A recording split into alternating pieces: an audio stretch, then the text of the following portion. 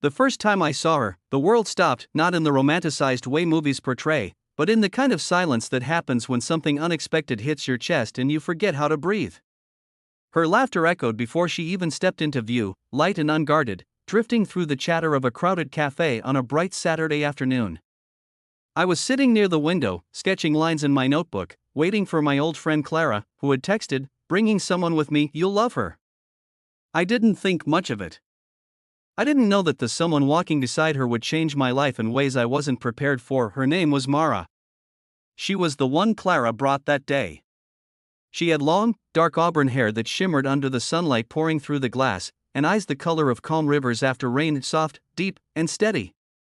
There was something quietly magnetic about her, something in the way she smiled, like she was both there and somewhere far away. When Clara introduced us, Mara extended her hand with a warmth that felt strangely familiar. She wasn't overly talkative, but when she spoke, it was with thoughtfulness, as if every word she offered came from a place of genuine care. We sat together for hours that afternoon. The cafe buzzed with life, steam from coffee machines, people tapping on laptops, laughter from tables nearby, but somehow, the world narrowed to just our little circle. I learned that Mara was new in town, staying with her aunt for a few months while she figured out her next step. Clara had met her through a volunteer project and decided to bring her along. I didn't realize it then, but that small, unplanned invitation was the start of everything. Over the next few weeks, the three of us began meeting often. Sometimes at that same cafe, other times at the park or a quiet bookstore tucked between old brick buildings. But with each passing day, I found myself drawn less to the group and more toward Mara herself. She had a way of seeing things differently. She noticed beauty in ordinary details, like the reflection of light on puddles or the way wind danced through tree branches. Once, when a stray cat crossed our path, she crouched down, whispered something softly to it, and the cat brushed against her hand before wandering off. She smiled and said, "Some things don't need words, they just need presence." That line stayed with me. The truth is, I started falling for her long before I admitted it to myself. But there was one problem. Clara and I had been close for years. We'd never dated, but we had history, complicated, blurry history. There were moments when we almost crossed that line, then didn't. And when she brought Mara into our lives, I could tell she liked her. She talked about her more than usual, complimented her constantly, and looked at her with that glow I'd only seen once before, when she used to talk about love. It was the first time I felt torn between my heart and my conscience. I couldn't take what wasn't mine, especially not from someone who trusted me deeply. So, I tried to hide it. I laughed, acted normal, kept my distance. But Mara noticed.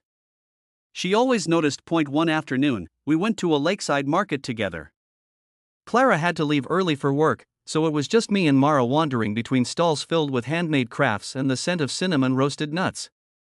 The sun was warm, glinting off the ripples in the water, and there was a soft music playing from a nearby street performer. We stopped by a small stall selling painted seashells. Mara picked one up, a pale blue shell with tiny silver strokes, and handed it to me. "You look like someone who collects quiet things," she said. I laughed, asking what that meant. She smiled. "You carry moments instead of showing them.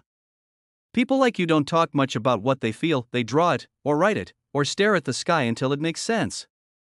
That was the first time I couldn't look away from her eyes. We talked for hours by the water that day, about childhood dreams, regrets, and what it meant to belong somewhere. She told me about losing her father 2 years ago and how it made her question everything. I told her about my art, my fear of failure, and how sometimes I felt invisible in my own life. It was the kind of conversation that happens rarely, the kind that leaves an imprint long after it's over, but I also knew I was falling deeper into something I couldn't have. When Clara found out we'd spent the day together, she didn't say much, but I saw it in her eyes. A flicker of hurt. A shadow of distance. Slowly, our trio began to fade. Our group chats went silent. The next few weeks were filled with awkward silences and unspoken tension. I wanted to explain, but what could I say? That I had feelings for someone I was never supposed to. Then one afternoon, Clara called me. Her voice was trembling. "Mara's leaving," she said. "She got a job offer out of town. She didn't tell anyone yet because she didn't want to make things complicated." I felt the ground drop beneath me. That night, I couldn't sleep. I kept thinking about all the moments we had, all the things left unsaid.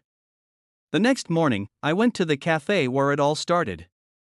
And there she was, Amara, sitting by the window, holding a half-finished cup of tea. She looked up, surprised but calm, as if she had been expecting me. "I was going to tell you," she said softly. "It's just time for me to move forward." I nodded, trying to hide the storm inside me. "You'll do great. You always do." She smiled faintly. "You make it sound like you know me."